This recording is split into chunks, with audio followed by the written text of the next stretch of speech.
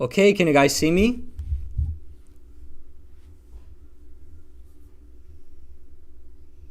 Wonderful. Welcome everyone to episode number 9 of season 7 of Mindful Self-Discipline. My name is Giovanni Dinsman. I am a meditation teacher, author, and self-discipline coach. And every week, same day, same time, I run these classes on the topic of mindful self-discipline. They are all based on the book, the website, the app of the same title. You can consider them a study group for the book. Now, if you haven't read the book, if you don't have the book, that's okay. Anything that you need to understand the class will be explained in the class. And then if you like, you can go and get the book or the audiobook to learn more. So today we're talking about 2 powerful methods of mindful self-discipline. They are ways of expressing our willpower, of shifting our state in the moment so that we can get a +1 in our lives. And they are covered in chapter 19 and 20 of the book. Chapters 19 and 20 of the book. It is shift your perception and the ROAR method. These are the 2 ones that we're going to talk about today. So, mindful self-discipline. First, why self-discipline?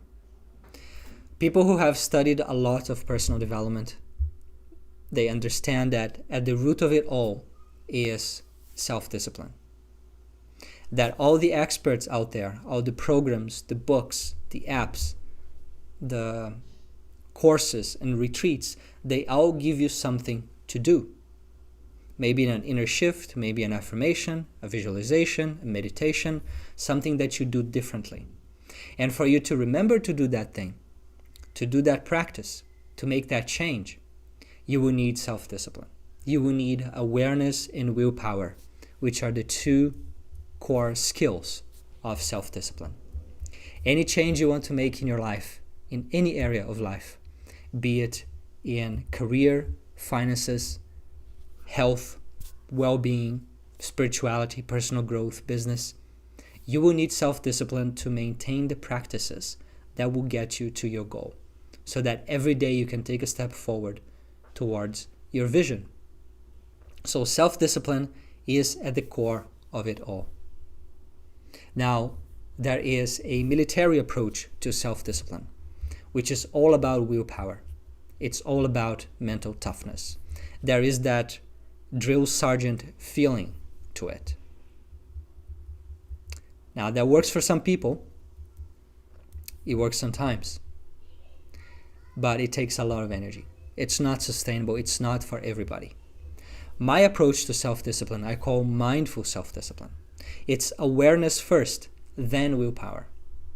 That when you start with awareness in the sense of remembering your aspirations, having really strong, clear, present aspirations in the moment, and awareness also in the sense of having trained your mind so that you have some space between you and your thoughts, your feelings, your emotions, triggers, memories, impulses. So there is that space in your internal world. And that space is the space of your freedom. The wider is that space, the more free you are. Free to do the thing that is going to be a +1 in your life. That if your negative emotions, if your limiting beliefs, if your impulses are pointing left, but your values, your goals, your vision is pointing right, that you have the ability to go right. That freedom, that space of awareness gives you that possibility. And if there is no space, then there is no freedom. So that is why I emphasize awareness. It's an awareness-based approach, mindful self-discipline. Awareness first, then willpower. You will still need to practice willpower, but it will be much easier. It will feel more aligned. It will come more naturally. So I am broadcasting this class live on my YouTube channel and here on the Insight Timer app. So wherever you're watching this from, welcome. Welcome Kendra, Kathy, Sunanda, Loretta, Kathleen, Judith, Lotus, Anya, and everyone else who is here. Okay, so last week we talked about shift your focus, which is one of the core techniques of willpower, where we zoom out, getting some space, considering that decision not as in a vacuum, not in isolation, but as one in a series. Am I happy to make this a habit? Am I training myself to succeed or to fail? And then remembering your aspirations and being kind to your future self. And that helps you shift your state in that moment so that you're able to get a +1 in your life rather than a -1. Now, there are other ways that you can make that shift. And today we're going to talk about 2 other ways. One of them is, instead of shifting your attention, your focus from here to more long-term, is shifting the way you feel, shifting your emotion, so that maybe you don't feel like taking action, maybe you don't feel like doing a certain step, a certain habit, but can you change it so that you feel like doing it because it's valuable? Or it's the opposite. Maybe you feel attraction towards doing something that is a -1 in your life. Can you change the way you feel towards that so that it's no longer attractive? That is chapter 19, shifting your emotion. It's the technique of cognitive reappraisal. And then the ROAR method, under the chapter of Embrace Your Pain, chapter 20. What do you do when there is a strong emotion that is preventing you from doing the thing you know is going to be best for you?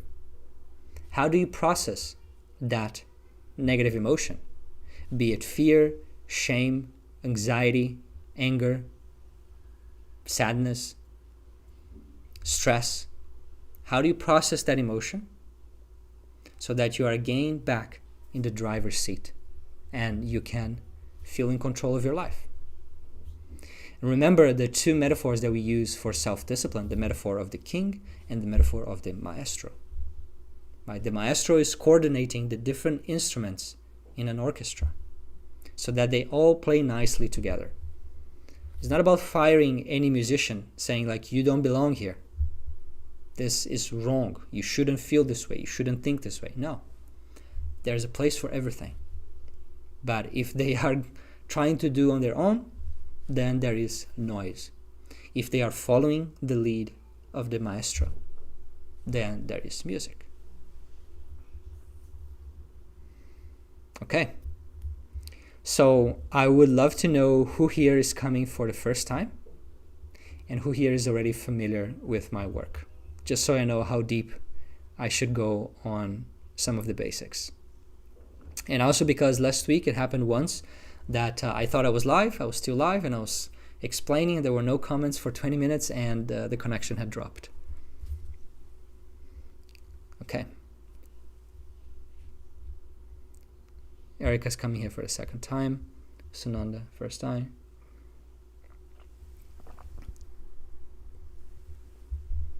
All right. Okay, so a bit of a mix. Second time. Okay. So let me give you a quick summary of the mindful self-discipline framework, and then we jump right into the topic of today's class. Mindful self-discipline is a gentler approach, a wiser approach to self-discipline. Because self-discipline is not self-punishment, it is self-respect. It is you keeping your promises to yourself. And when you do that, you like yourself more. You have greater self-esteem, self-respect, self-confidence. You feel happier about your day at the end of the day when you actually prioritize your priorities. So that your priorities, your values, are not only a wish. They are not only on paper, this is what I value, but it's actually translating in how you live your life. Self-discipline closes that gap between how you want to live your life and how you're actually living your life. And so I define self-discipline as the art of living life in harmony with your values.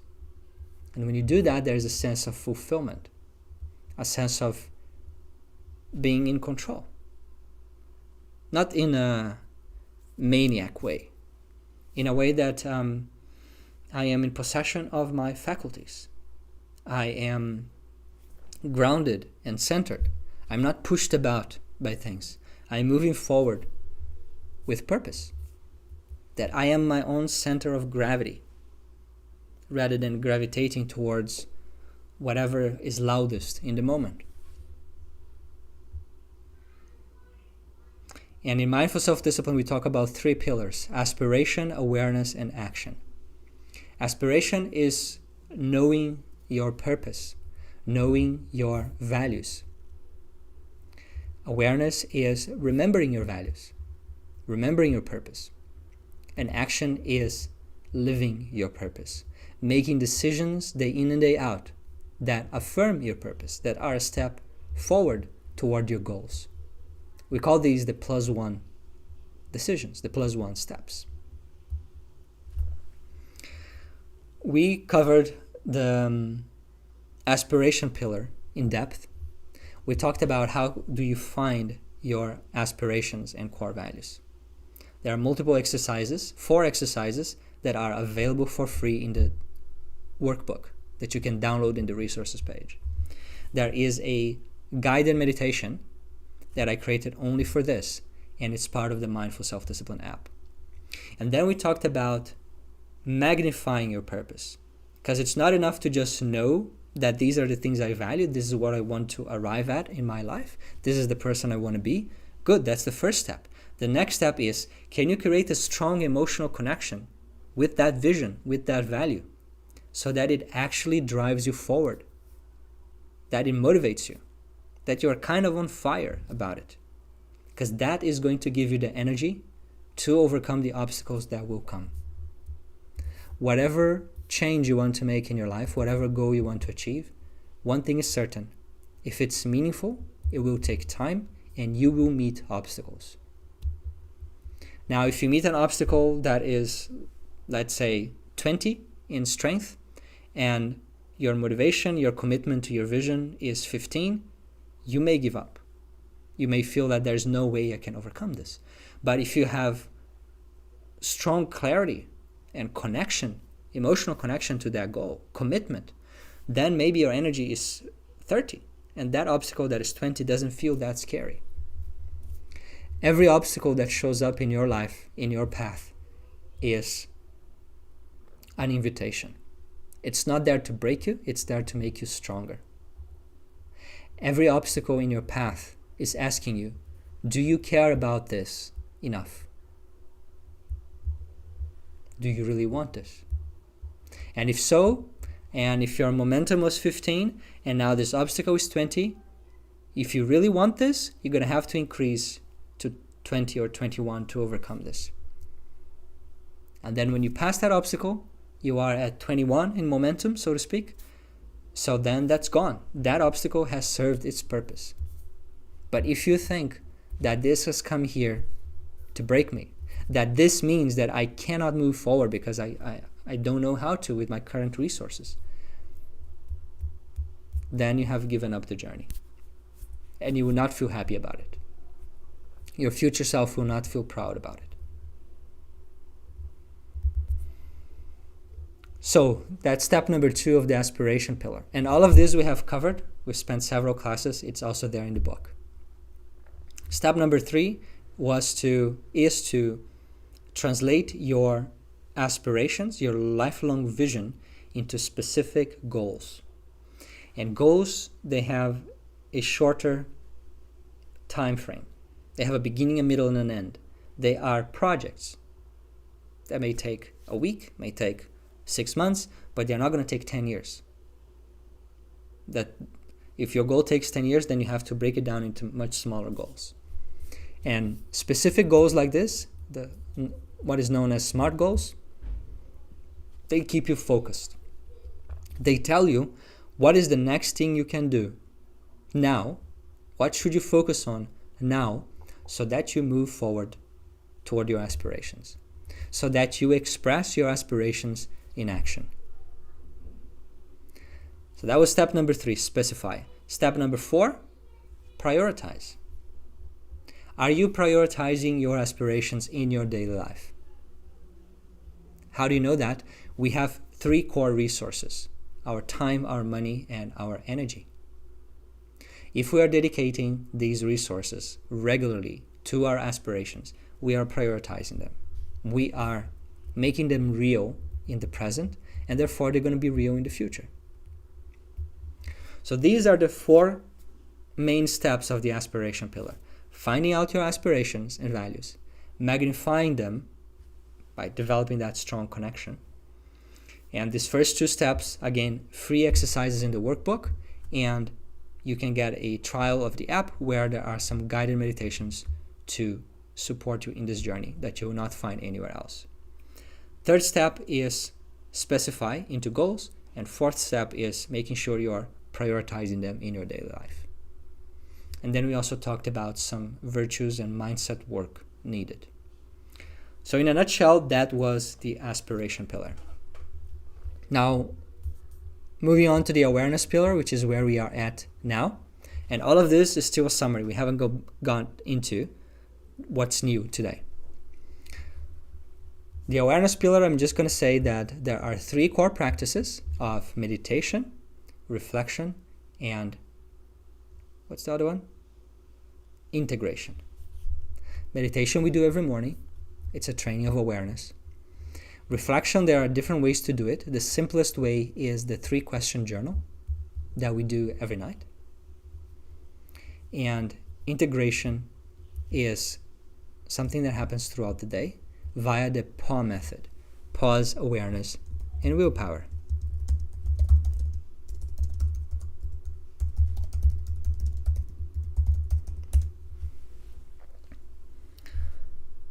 Whenever you meet a challenge, whenever you need to make a decision that is a kind of a self-control conflict, a bit of a dilemma, I know I should be doing this, but I feel like doing that, you apply the PAW method. You pause, take a few deep breaths, you become aware, what is a -1 here and what is a +1?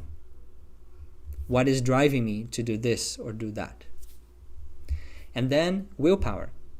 Whatever technique from the book or from any other book that you apply in the moment to help you shift your state so that you can make sure you get a +1 in your life.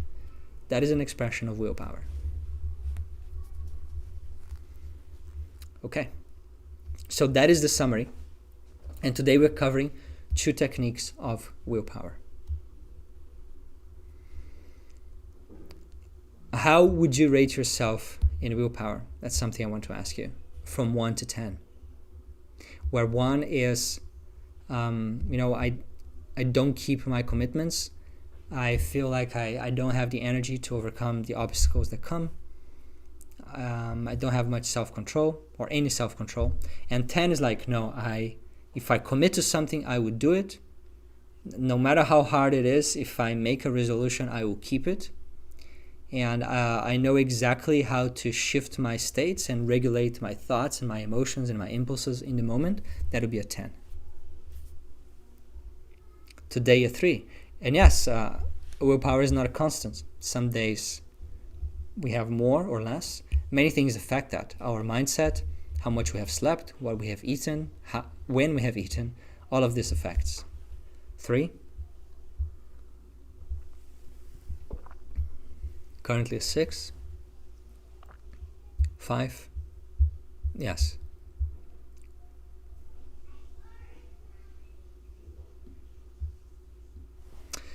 Esther Harris asks on YouTube, were you not live 20 minutes both days? I'm not sure what you mean, Esther. Sometimes in the past, the live streaming on YouTube failed and then it cut at 20 minutes. But this season, it's going well so far.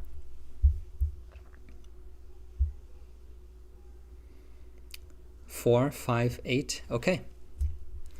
And so what I would like for you to think today as you are learning these new concepts and techniques is, what can you do to take your 5 into a 6 or your 3 into a 4? How can you do to increase one level of willpower? That is my goal today. If you learn how to do that, that will be worth your while. Because willpower is essential for everything in life. All right, so let me get into the slides for today. I believe you can see this.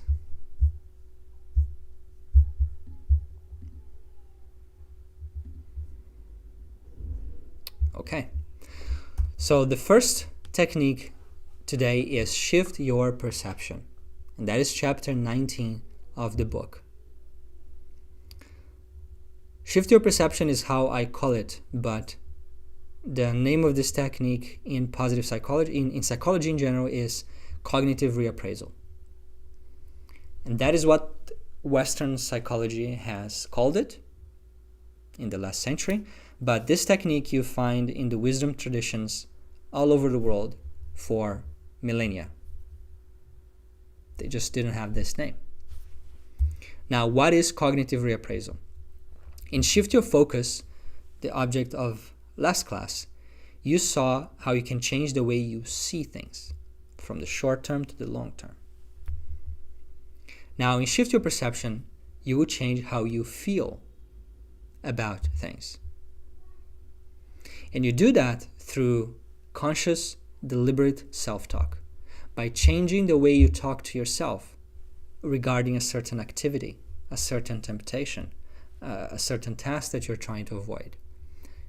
By changing your self-talk, you change the way you feel about that activity, about that object.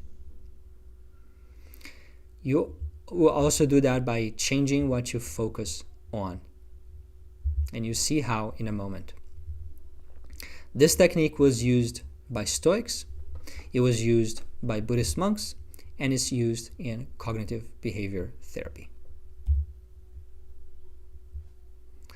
And the deeper principle behind this is we do not see the world as it is, we see the world as we are. I don't know who said that quote, probably no one does, attributed to different people. But that's the idea.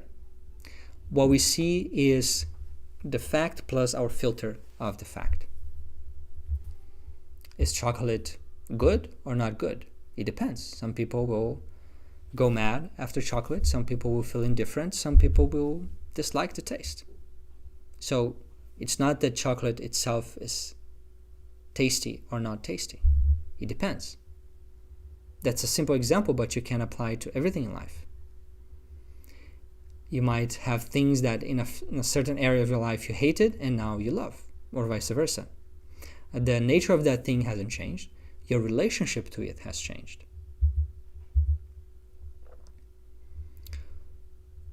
If you see something as attractive, if you consider something attractive, you will desire it. If you consider something repulsive, you will have an aversion towards it. So attractiveness and repulsiveness are subjective. They are not in the object itself. They are in the way we relate to that object, that activity, that task. And so if it's not in the object but in the subject, it means that we can change through our self-talk, through what we focus on, etc. So this technique of shift your perception is using this fact to your favor. What does that mean in terms of self-discipline? It means that you teach yourself to like the things that are good for you and to dislike the things that are bad for you. People who naturally love to go to the gym don't have trouble keeping fit. People who hate going to the gym have trouble keeping fit, or who hate exercising in general. People who hate alcohol don't have trouble keeping sober. People who love the taste or the effect of alcohol have trouble keeping sober.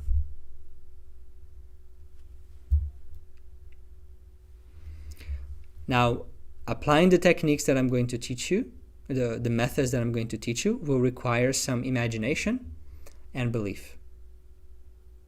Some people have more imagination than others. Some people have the capacity to believe their imagination into reality, while others not so much. And you will see how this is a superpower of the mind, that we can conceive of something and hold on to it until it turns into reality. There are two forms of cognitive reappraisal: positive reappraisal and negative reappraisal. Let's start with the negative reappraisal, which is the most commonly used one.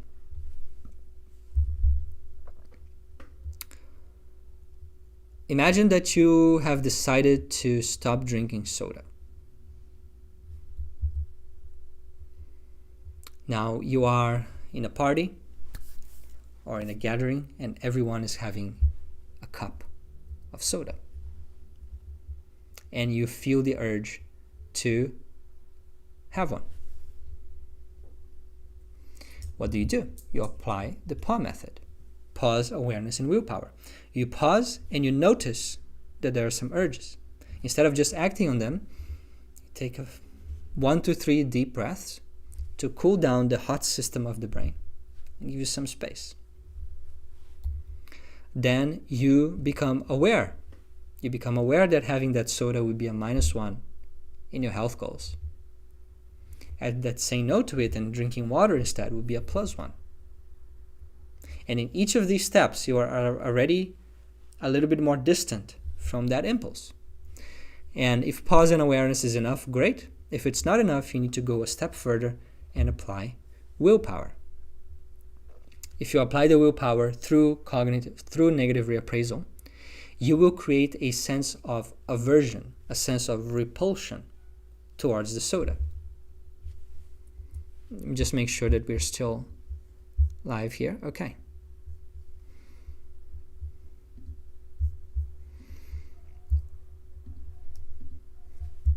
Now, how do we do this? There are 4 methods of negative reappraisal. And you can combine them all together, but I am separating them just so we can have more clarity about the different ways we can do this. The first method is to contemplate the defects. And that is a method that is used in Buddhism, in yoga, and in many spiritual traditions. Focus on the defects of the object that you do not want to feel attracted towards. In this case, the soda. And those defects, they can be real or they can be imagined. It doesn't matter. What matters is the effect that it has on your brain. So you can look at that cup of soda and think of how bad that is for your body.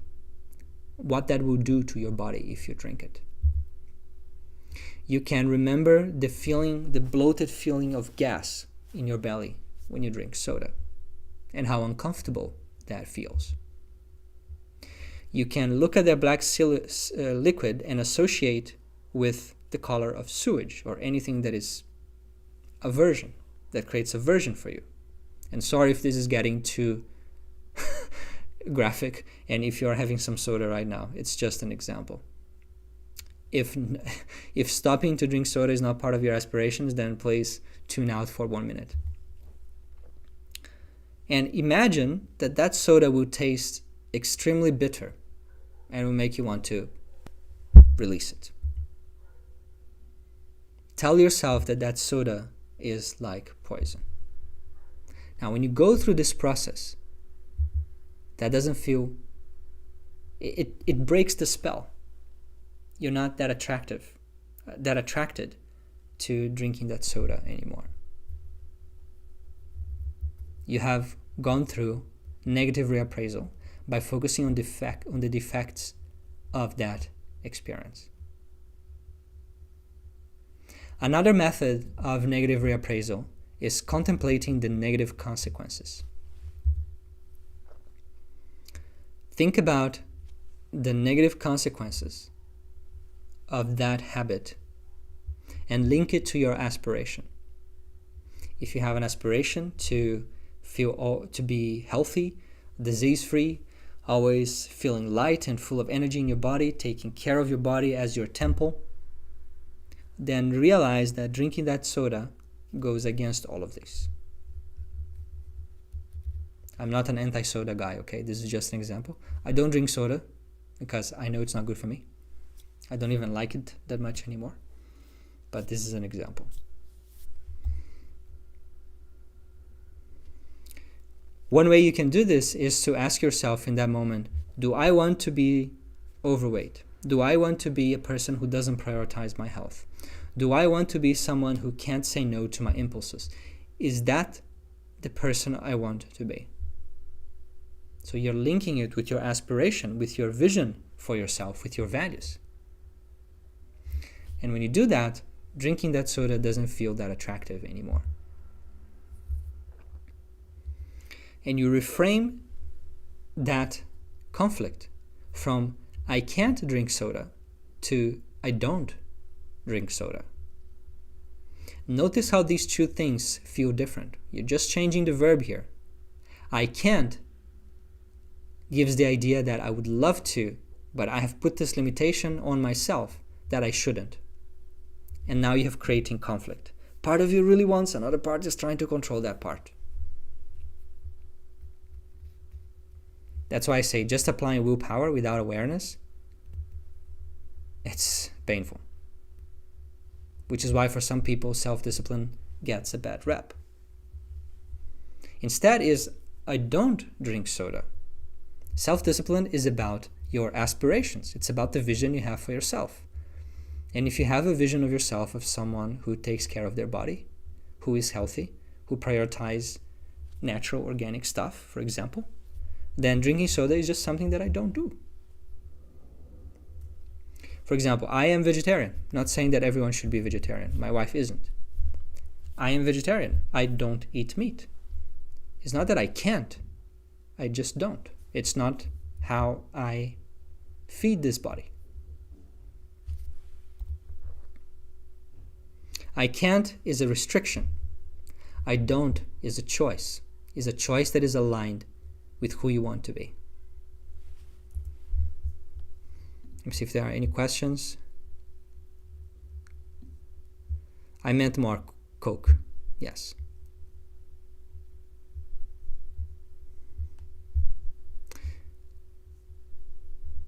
Yes, if you are watching this on your phone, then it will be small and difficult to read. But whatever is written here, I'm also saying, so you don't need to worry about it. It's more like a visual support. We could substitute for alcohol, we could substitute for anything that is a habit you want to break.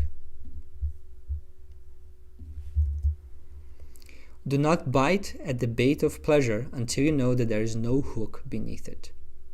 Thomas Jefferson. A wonderful advice, a wise advice. But how do you actually implement it? Well, you need awareness and willpower in that moment. And willpower might as well be the negative reappraisal. A third method of negative reappraisal is to create a state of saturation.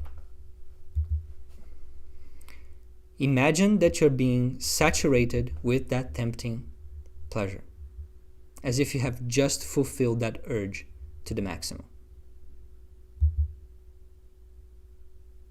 Take your mind to that state where when you're done with that thing.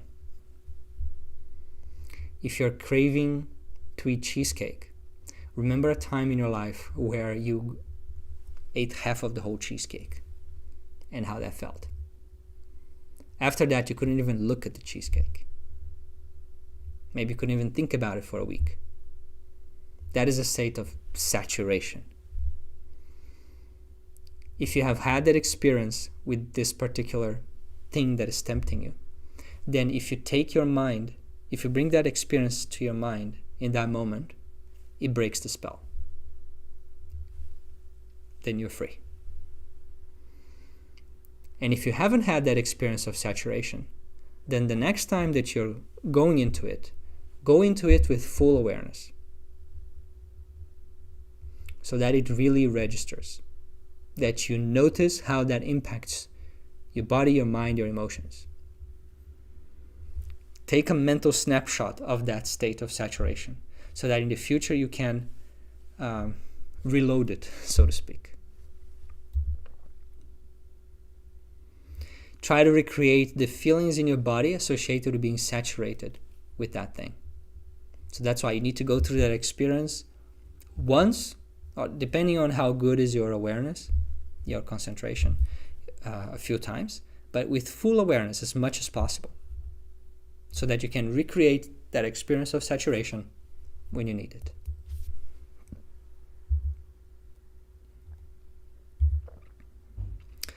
Desire makes an atom look as big as a mountain before it is fulfilled, and a mountain look as small as an atom after it is fulfilled. Ramana Maharshi.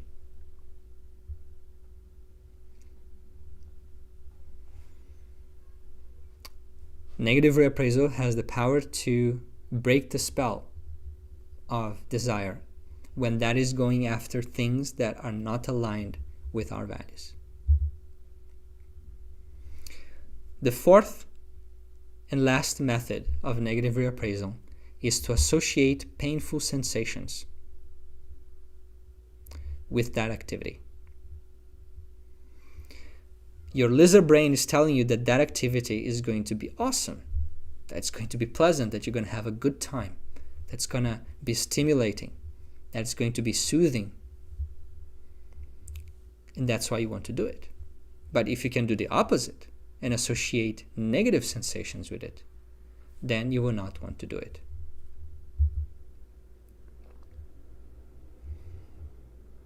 So the lizard brain likes it because they feel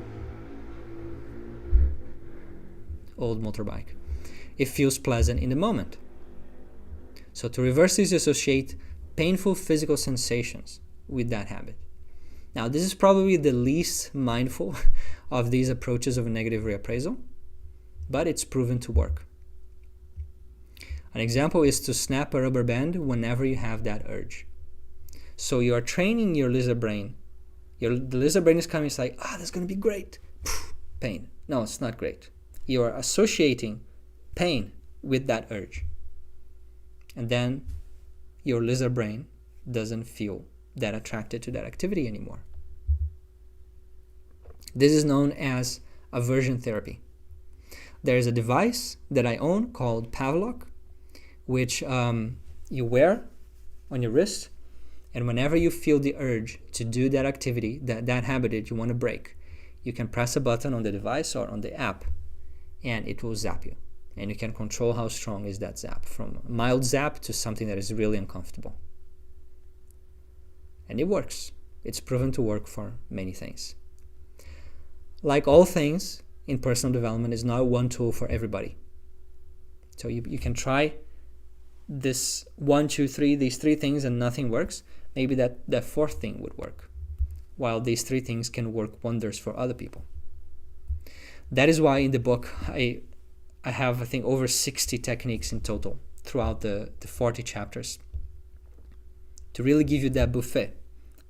So saying like, okay, if you're struggling with distraction, try these 4 different techniques. If you're struggling with procrastination, try these 3 different methods, because not everything will work for everybody. So here's the summary of negative reappraisal. You apply it by contemplating the defects of that activity, focusing on the negative consequences, creating a state of saturation, or associating painful sensations. You don't need to do the 4 of these. Just one, well applied, is enough. Now, if you can combine 2 or 3, that's great. But you don't feel that you need to do all of these things. Negative reappraisal is used for breaking bad habits. All right, so let me pause now and see if you guys have any questions on Insight Timer or on YouTube.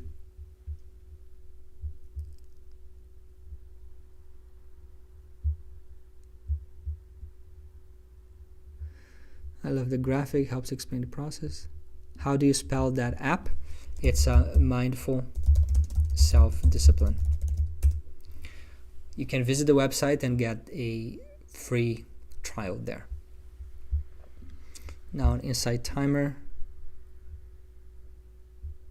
Hello, Tatiana. How do you convince someone about this if they are unaware? Shah asks. Making change is not easy. It's not easy if we want it. If you don't want it, it's extremely difficult, if not impossible. So the first task is to just raise awareness, just help them see in a non-shaming way that what their life could be like if they could break that bad habit. And they might come up with, of course, I am a coach, so I do this for a living. I can see when people are coming up with resistances, with excuses. But when people come to me, they are already aware that that is a problem. They want to change. They have taken ownership. They know that they can, or they believe that they can. That's why they hire me. So it's different. But when you're trying to have this conversation with someone who doesn't really want to change, it's much trickier. There are so many different ways that this could unfold. It's not something that I can explain in 2 minutes. But resistances will come. And you have to help undo those resistances. It might be that I can't do this. No, yes, you can. With the resources that you are aware of, you cannot. But there are other things. With the right tools, with the right awareness and support, you can.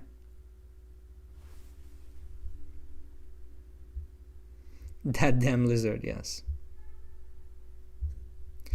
Can I repeat Thomas Jefferson quote? Do not bite at the bait of pleasure until you know that there is no hook beneath it.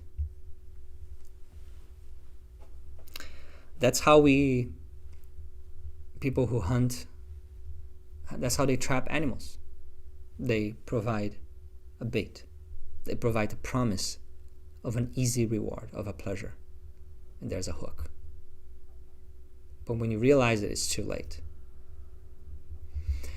There's the story of the monkey, how monkeys are captured in some countries in Asia and then made slaves for circus or for doing menial tasks. They get a bottle and they put a banana inside that bottle and they leave it there with a rope attached. The monkey sees the banana. He puts his hand inside the bottle. He grabs the banana and then he can't get the hand out of the bottle because he made a fist. And then people go there and capture him. It seems as if that bottle is holding on to his hand, but he is unwilling to let go of the banana. And so it's the same thing with us. It seems as if that substance, that activity, that thing is holding on to us and not letting us go, that it's so difficult to break. But it is us who are unwilling to open up and release.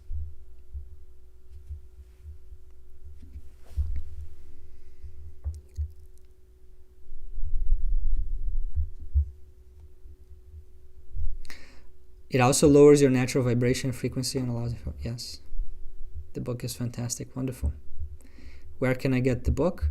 On Amazon, Barnes & Nobles, Audible, Apple, everywhere. Is this a book or an app? It's both. There's an app with guided meditations and interactive tools, and a book that will help you understand and deepen everything. Alex, it's mindful self-discipline. The app that gives you a shock, it's not an app, it's actually a device called Pavlok. Pavlok. Okay.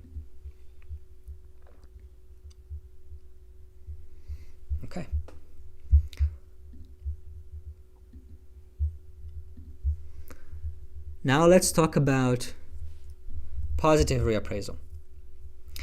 If negative reappraisal is used to break temptation, to break a bad habit, Positive reappraisal is used to build a good habit, to push us to take action that we would otherwise want to avoid, procrastinate on. So it's used to help you do things that you don't feel like doing, but that you actually want to do. For example, eating a healthy food item that you should eat but you don't enjoy. Doing effortful physical exercise because it's aligned with your goals but you don't like doing it. Having a difficult conversation with your partner or with anybody. Doing boring work that you have been procrastinating on. Waking up early when you feel like snoozing. Drinking water instead of sugary drinks. All of these are examples of situations where you can use positive reappraisal as a tool of willpower to change your state. Now, I have used negative reappraisal and positive reappraisal multiple times in my life. One story that comes to mind now is when I was doing my Zen monk training in a monastery in France back in 2000 or 2001.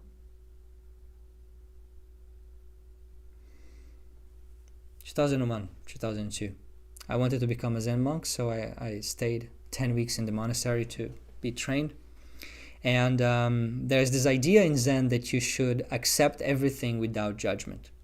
So when you go have a meal, whatever they put, you eat, whether you like it or not. You don't eat more of what you like and say no to what you don't like. You're kind of training that non-discriminative mind. And every morning they had jam.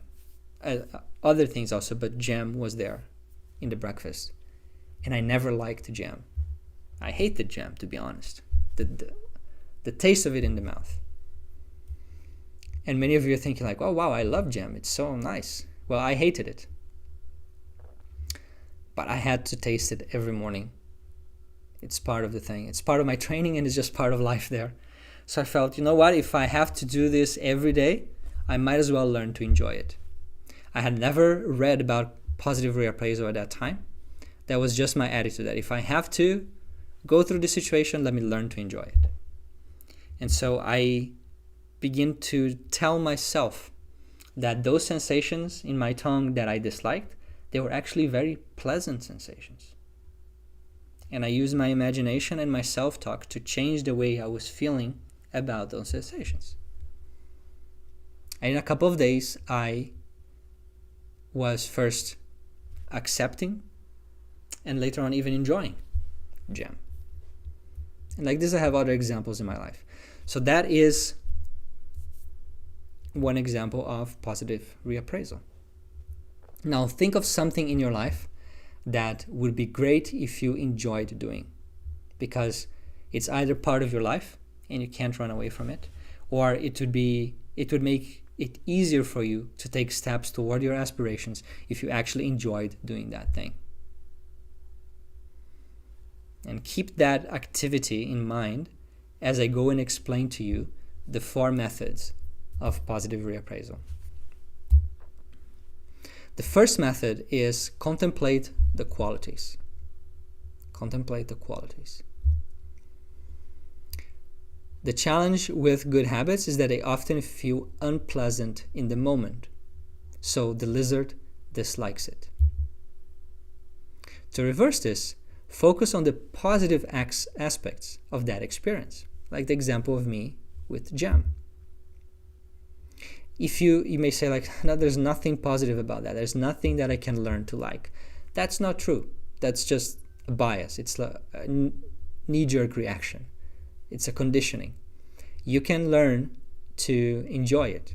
You can learn to read those sensations differently. Because at the end of the day, everything is sensations in the body. All emotions, all feelings are sensations in the body. Are you feeling lazy to go for a run? Think of how energized, how light you will feel after a few minutes of running. and how good you'll feel later on in the day. And you can think of many examples that apply in your life. Do not consider painful what is good for you. That is the advice of Euripides, the Greek philosopher. Do not consider painful what is good for you. If it's good for you, consider pleasant, consider good. And likewise, we could reverse this and say, do not consider pleasant what is bad for you. That is, in one sentence, positive and negative reappraisal for you 2,500 years ago, or whichever century he was born, but a long time ago.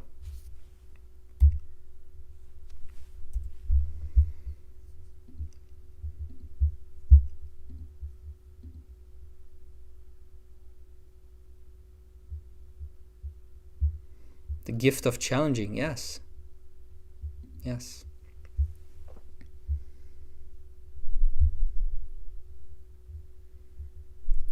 Do I like jam now? So, after that time in the monastery, I didn't start eating jam as part of my breakfast. At that time, I still had breakfast. I just reverted back to butter, or what we call in Brazil requeijão, which is something like a cheese bread. Not so healthy. But that's what I went back to eating. And then eventually I stopped having breakfast. But nowadays, actually, just this week, a friend of ours was here and we went outside to some different places and I had jam and I enjoyed it. So that shift was still there. Like it was a permanent shift, even though I didn't continue eating it.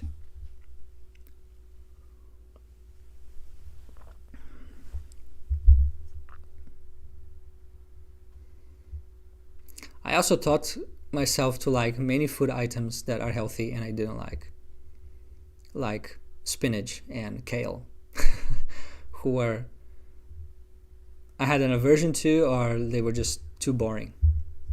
So yeah, we need imagination. You need the ability to hold on to those thoughts and believe them and ignore the feedback to the contrary, because the feedback to the contrary is from your old self. It's from your conditioning. And we all have this ability.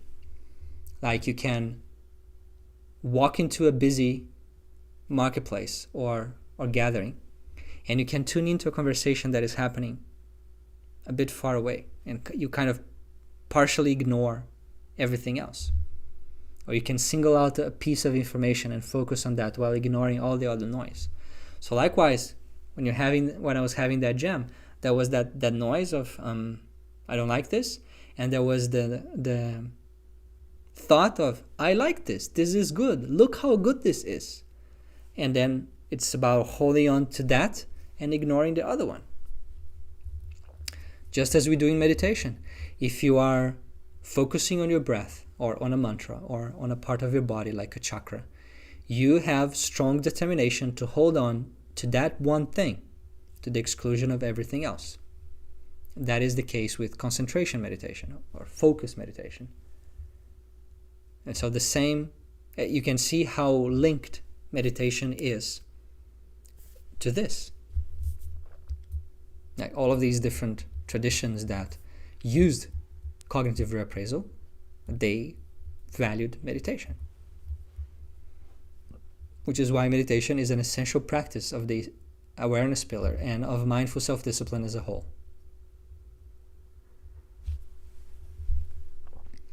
I eat kale daily and I love spinach. Yeah, so I envy you. I did not have that luck. I had to teach myself to do it. Wonderful. I would like to attach aversion to chocolate. That's possible. Okay. You can teach yourself to have aversion to Instagram if you want to, or to anything else that is a distraction or a -1 in your life. I can look at an Instagram feed and I can feel like, this is fun. I like to spend some time seeing what's going on. And I can look at it with the eyes of like, ugh, Look at what's happening to my mind right now. That's not who I want to be. And so we have this ability. It's just a matter of applying it. It gets better with practice. The second method of positive reappraisal is to focus on the positive consequences. Think about how good it will feel once you have completed the task, performed that habit, or finished that activity.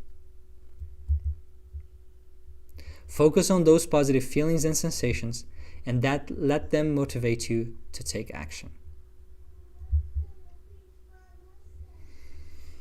So before moving to the next one, what would that mean? Let me think of an example.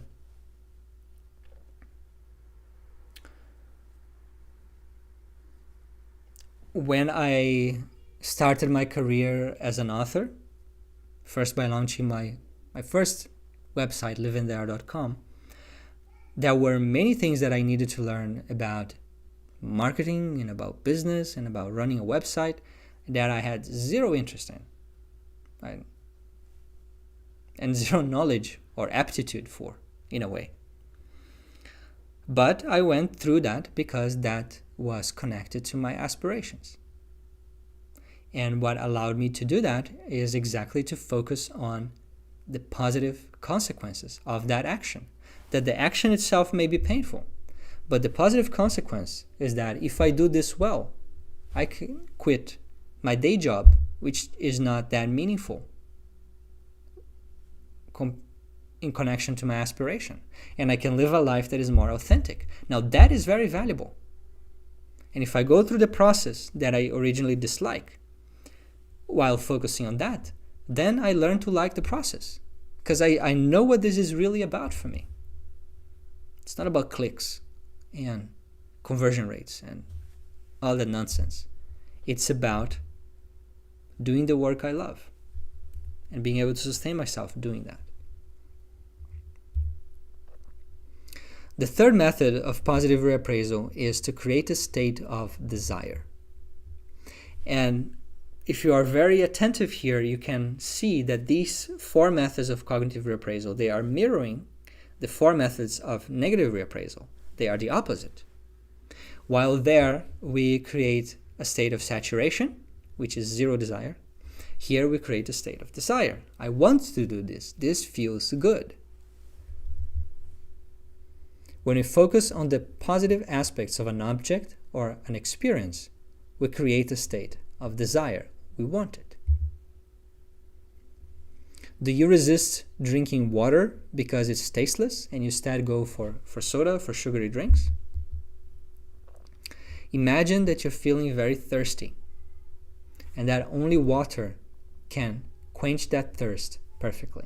That everything else will leave you with a different taste in your throat that is not really comfortable. And that water will feel so soothing, so cooling and refreshing. Even I feel like drinking water now. You're focusing on the positive aspects of that experience, and then you naturally want it. And finally, I might have overdone with the emojis here. Associate pleasant sensations, the opposite of associate negative sensations or unpleasant. This is related to the concept of temptation sequencing. That is something that we're going to cover. Forget this M4, this shouldn't be here. It's something that we're going to cover in the action pillar when we talk about building habits. But for example, do you find it hard to stop snoozing and wake up on time? You can associate waking up on time with a comforting cup of your favorite drink, of coffee or tea. If you associate waking up on time with that, or with reading your favorite book, that you only read your favorite book when you wake up on time. So waking up on time means reading your favorite book. You're associating something that is pleasant, something that you want and enjoy naturally, with something that you don't enjoy. Either you're mixing them together, I am listening to my favorite playlist as I am running the treadmill. Or one after another. I go and enjoy my favorite book after I wake up without snoozing. Right? Both of these are a form of cognitive reappraisal, that activity is now something positive. So these are the 4 methods of positive reappraisal. Positive reappraisal is used for building good habits. You associate a pleasant experience to a goal-promoting activity by contemplating the qualities, focusing on the positive consequences, creating a state of desire, or associating pleasant sensations. Tony Robbins tells us that the secret to success is learning how to use pain and pleasure instead of having pain and pleasure use you. When you are living unconsciously, when you're living from the lizard brain, the reptilian brain, then pain and pleasure are using you, in the sense that pain will tell you don't do this, pleasure will tell you do this, and you will obey. You will follow it. Now, in self-discipline, you are learning how to use pain and pleasure. You are associating pain to the things you don't want to do because they are not aligned. And you're associating pleasure to the things you want to do because they are aligned.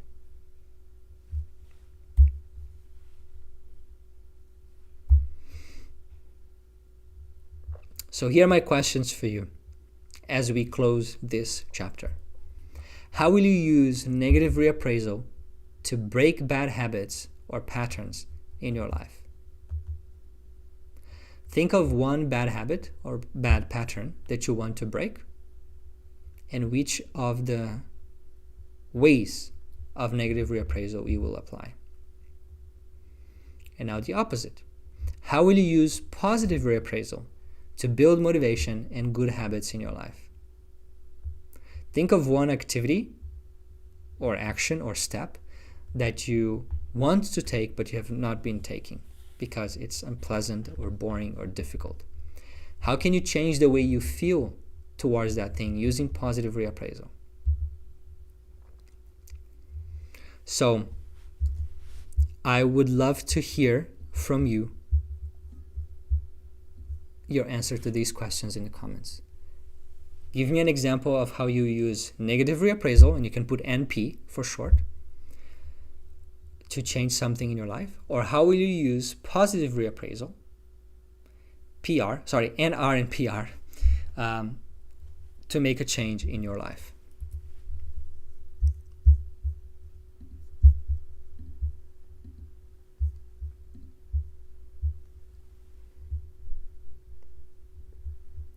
And while the answers are coming, these classes are made possible by donations.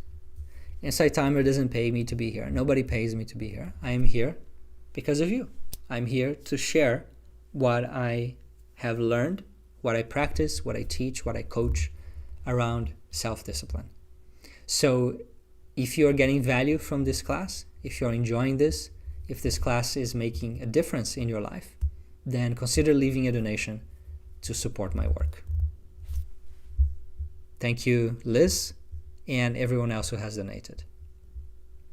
There are other ways you can support my work, such as getting the book or the audiobook, either for yourself or for someone you know, friend or family member who needs self-discipline, or joining the app, whatever way works for you. Thank you. Thank you, Jocelyn, Rachel, Kathleen.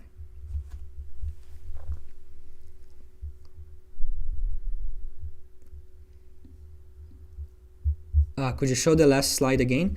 So Angie, we'll see if we have time. This class finishes in 24 minutes, but there is a summary of everything that I'm talking about today in the resources page. Let me make sure that it's already there. And how do you find my resources page? On the Insight Timer app, search for my name, Giovanni. That will take you to my teacher's profile page. The link is in my bio.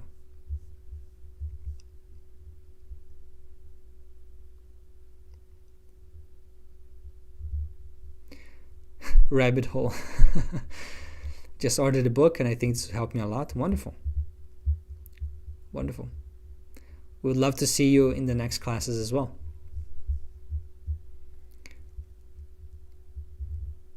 I can't join them in a car, that's all right.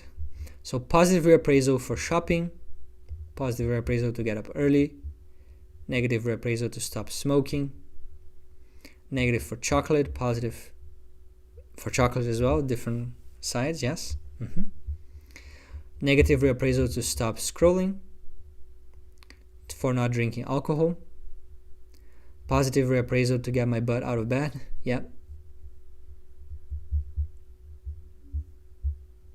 I'm going to get the book for my daughter, wonderful. I will commit to working consistently on finishing my coursework because I want to be the kind of person that commits and finishes things. Positive reappraisal, absolutely. You're making it a part of your identity. Positive reappraisal for exercise, yes.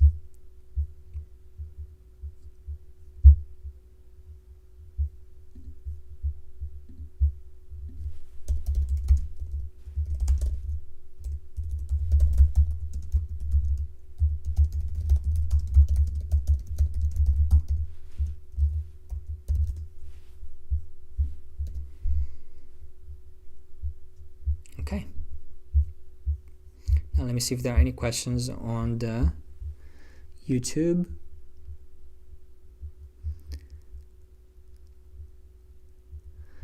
That I've actually received gifts from challenging an aversive, even traumatic relationship, yes.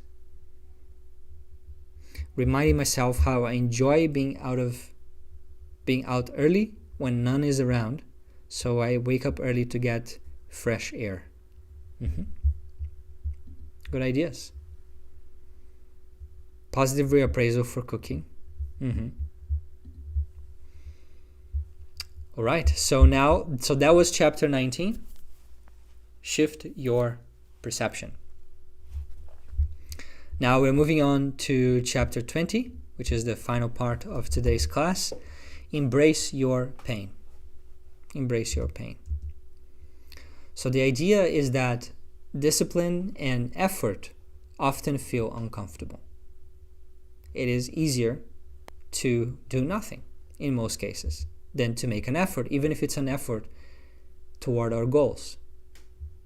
Because the lizard brain hates discomfort. For the lizard, discomfort is a form of pain. And the lizard brain is only focused in the present moment. It wants to avoid pain in the present moment, whatever the cost.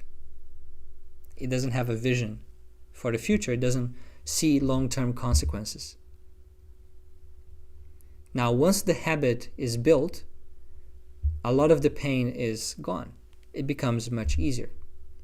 In some cases, you still need willpower, but it gets easier.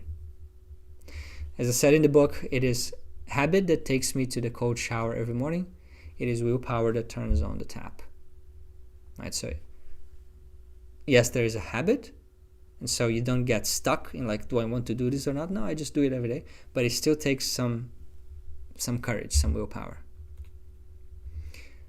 So once you commit to an activity, to a habit, such as the never zero commitment, which is an uncompromising, non-negotiable, no matter what commitment. We're going to talk about this in the action pillar. It's better to not assume that you will feel like doing that activity. Most likely, you will not feel like doing that activity. And if you do, then that's a bonus. You enjoyed it. Assume that it will likely include some form of discomfort or pain.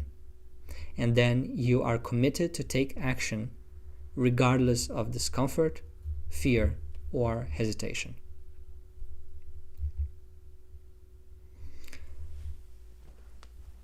So that's the idea of embracing your pain, that you stay with it with awareness, with mindfulness, with openness, not trying to push it away and fight with it.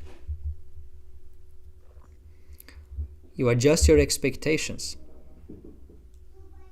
That's another way of embracing your pain, is adjusting your expectations.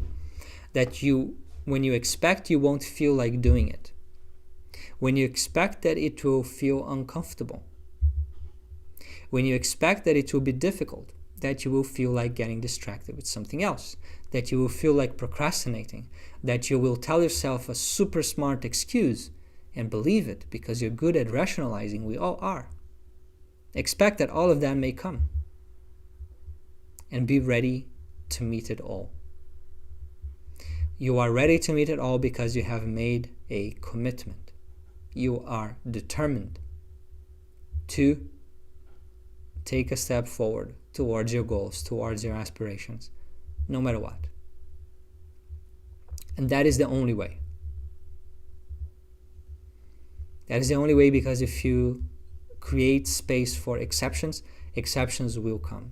And then you're going to have to battle them one by one. If in your mind there is no way for exceptions, then exceptions will not come. Like in a dam, it's containing all of that water, that potential energy of the water. And then it can use that energy to produce electricity. But if there is a tiny hole in the dam, then that potential energy is going into that hole. And little by little, that hole gets bigger and bigger and bigger. And before you know it, that dam is destroyed.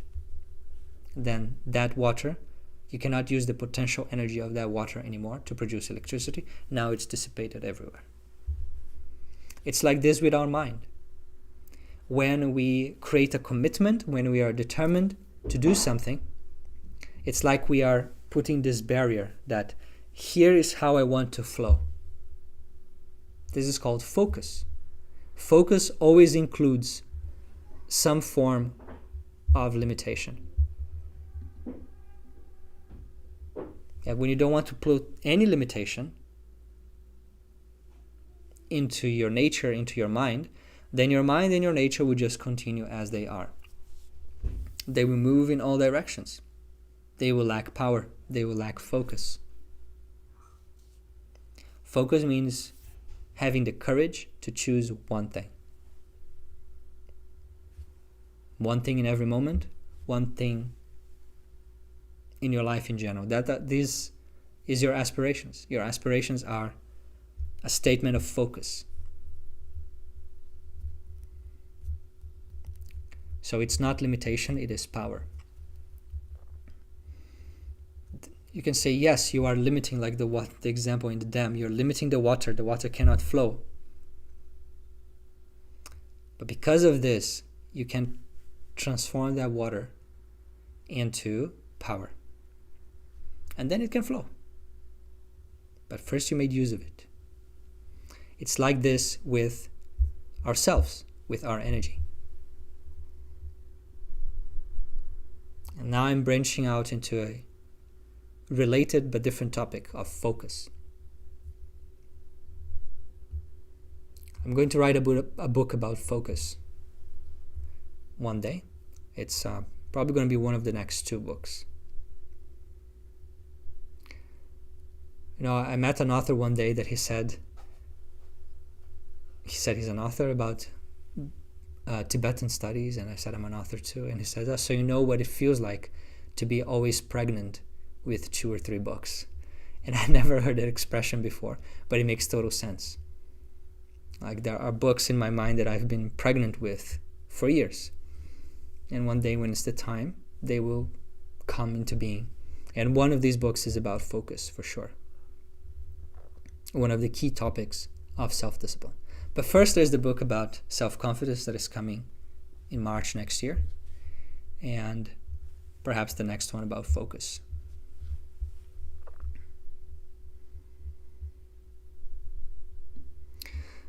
Misha, the lizard brain is the most primitive part of our brain. It's the part that reptiles have. So it's also known as the reptilian brain. It's the part of our brain that is only focused on surviving, avoiding pain, and seeking pleasure in the moment. It has no idea about your goals in life, about your values, about your vision. It just lives in the moment for the moment. And it's very impulsive.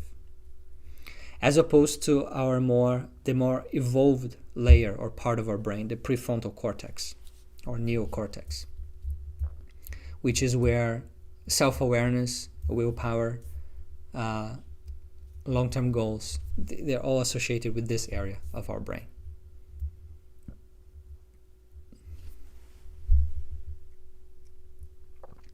How about lessons for children or parents? What is the question, Sharon? I think I lost the context here. Oh, you mean like writing a book? Oh, yes. I do consider writing a book about mindful self-discipline for parents, or mindful self-discipline for teenagers, on the other side of the story. It will come. It might come. For now, my daughter is 3.5 years old, so I may need a few more years of experience of testing some concepts and seeing how it goes. Or if one day I partner with someone who is an expert in parenting, someone who already has a lot of knowledge, experience, and an audience in this field, then we might co-author the book.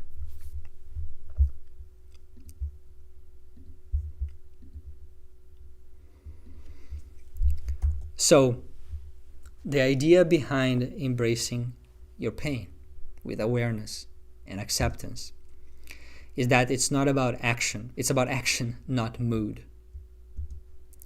It's about commitment, not motivation. It's about purpose, not comfort. If you can, learn how to love the process. That is positive reappraisal. That will remove the resistance, remove the points of friction, and make it easy for you to move forward. If you cannot learn how to love the process, then learn how to embrace the pain that you will find in the process. And that is the ROAR method that we're going to cover now.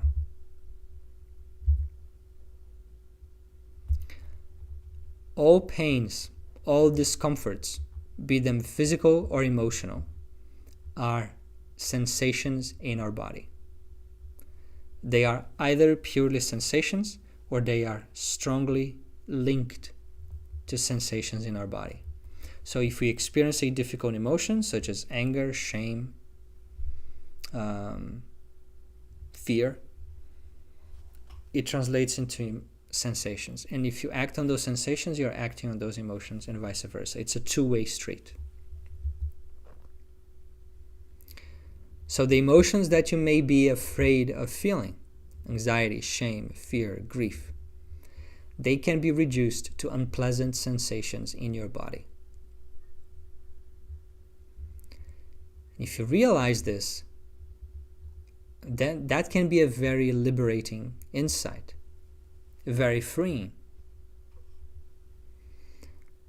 Because then you ask yourself, am I going to not take action on this goal, not embrace this path because I'm afraid of experiencing shame or fear or failure? When I know that that thing that I'm afraid of experiencing is just an unpleasant sensation in my body. The ROAR method teaches you to recognize that and to change your relationship to that. So then you realize that I don't need to run away from this. It's okay. I can be with it and still take action and still live aligned with my values. You don't need to let these emotions tell you what you should or shouldn't do.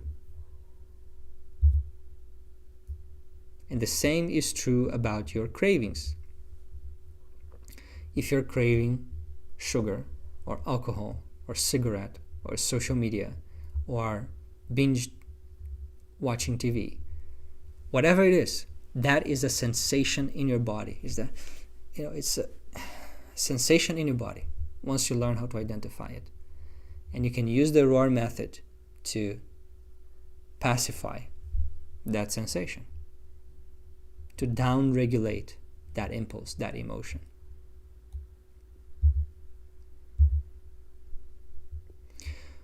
ROAR stands for recognize, observe, accept, and release. Recognize the emotions or sensations and label them.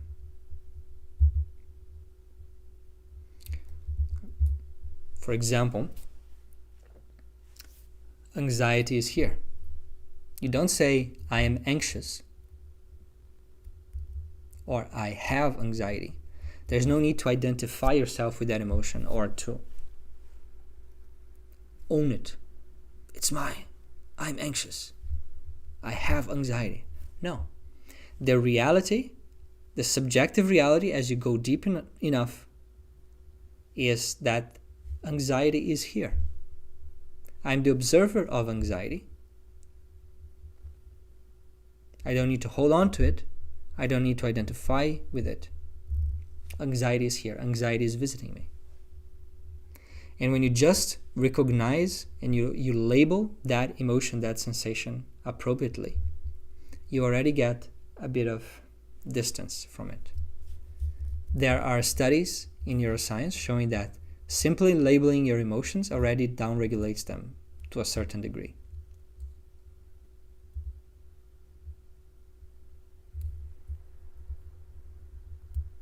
There's a quote, I don't remember who is it from, that when you name your demons, they lose their power. Not completely, but they lose part of their power. It's like you're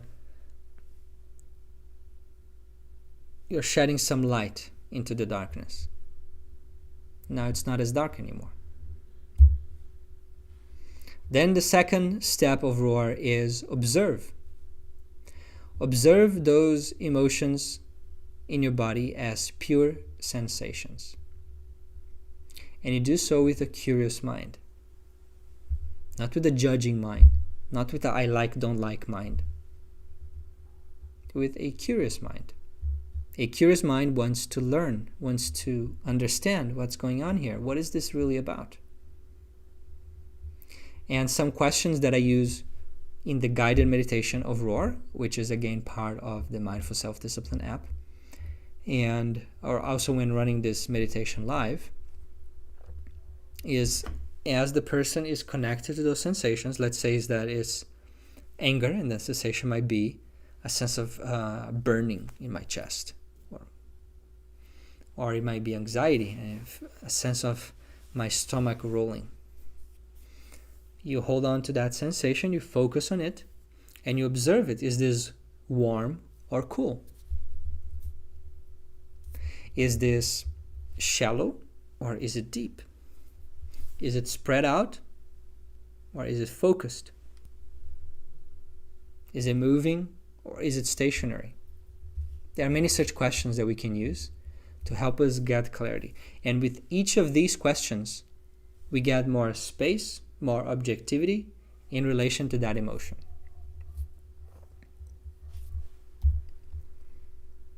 The third step is accept.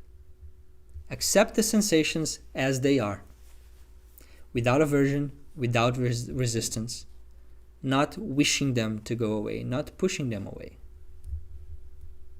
Accepting is a release. It's a form of relaxation. It's an opening up.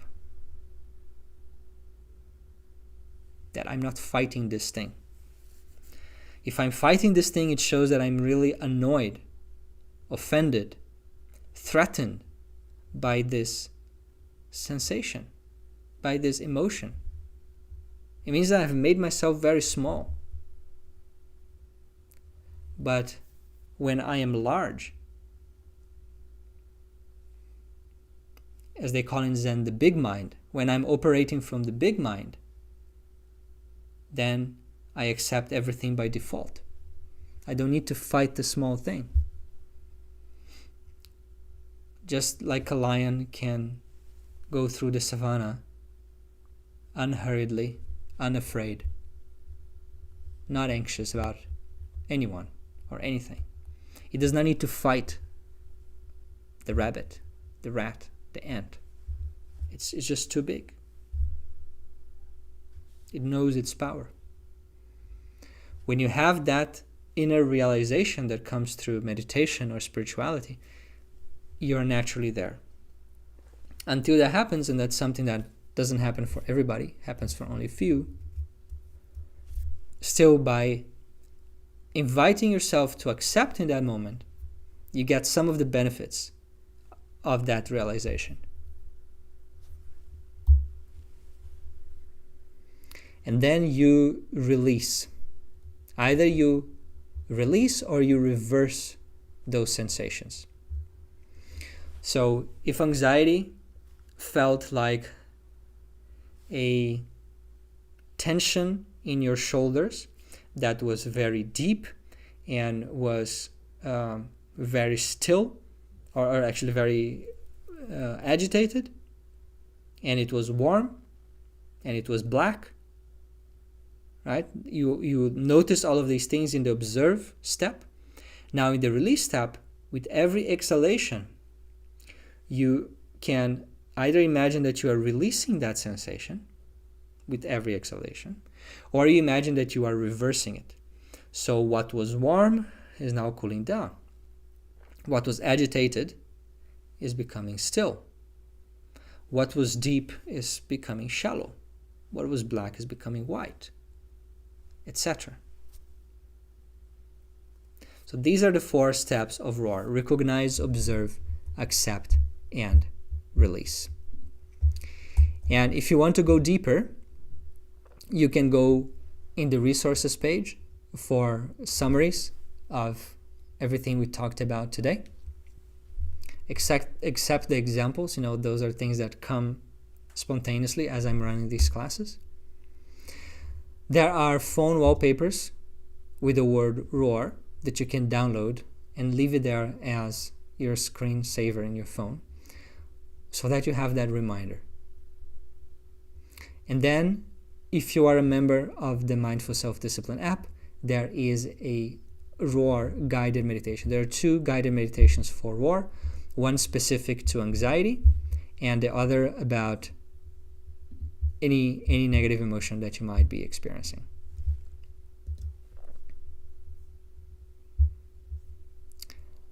So that is what I had to share today.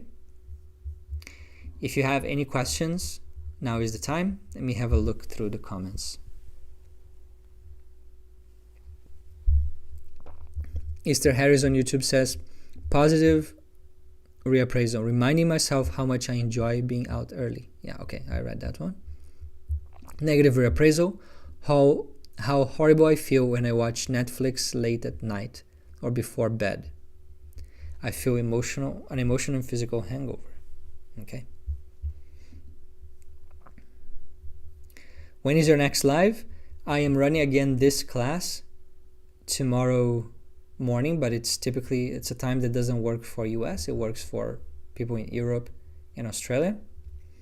And then every week, same day, same time, I'm running these. Now, before we go, I would love to hear from you. What was the biggest takeaway for you today?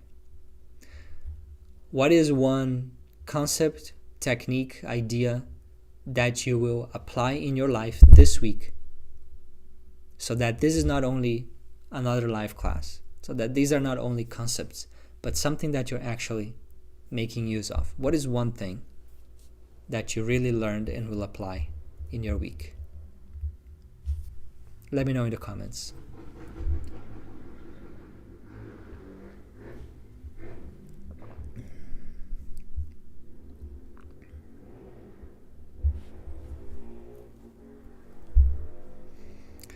Aversion therapy, yes, which is a form of negative reappraisal. I'll be using the ROAR, yes. The elastic band to stop me smoking.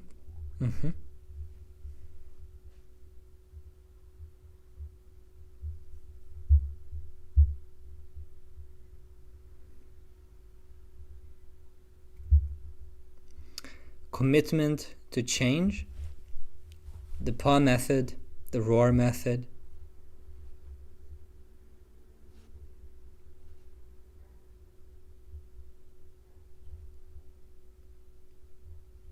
ROAR.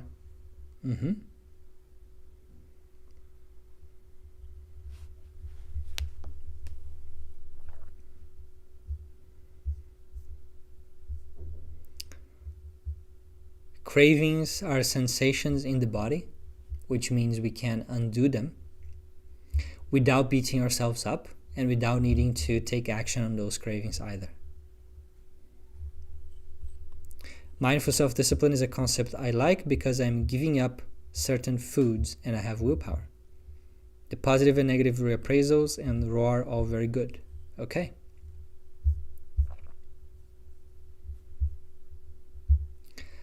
Now, next week, we are going to cover chapters 21 and 23. We're going to be addressing two key obstacles to self-discipline, which are excuses. For a moment, I had a brain freeze. Excuses and giving up. So you will learn about how to deal with excuses, and you will learn about how to persevere.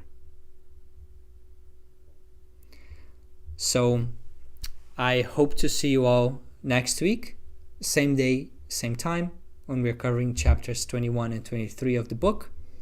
And until then, I hope you stay disciplined and take care. Thank you.